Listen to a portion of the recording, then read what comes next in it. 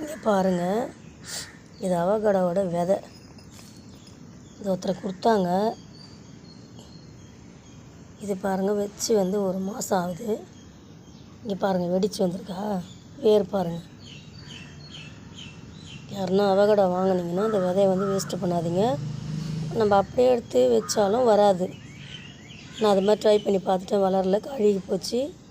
இது வந்து 1 மாதம் இந்த மாதிரி தண்ணியில் இங்கே பாருங்கள் வேர் பாடுற அளவுக்கு ரொம்பவும் ஊற்றக்கூடாது.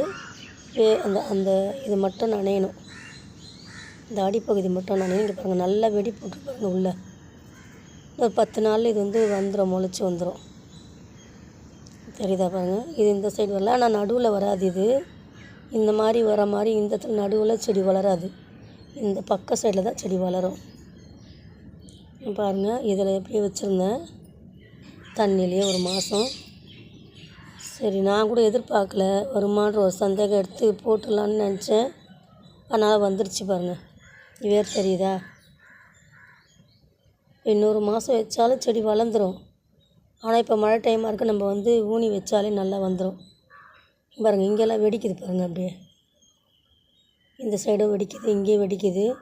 இதுக்குள்ளே இலை வருதுன்னு நினைக்கிறேன். எனக்கு கொஞ்சம் கோல்டாக இருக்குது, குரல் எப்படி இருக்குதுன்னு நினச்சிக்காதீங்க.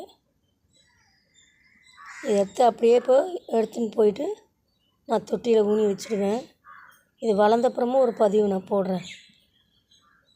அவகடா விதை கூட கிடச்சிதுன்னா யாரும் வேஸ்ட்டு பண்ணாதீங்க. ஆனால் அப்படியே எடுத்து வைக்காதீங்க, வச்சா வளராது.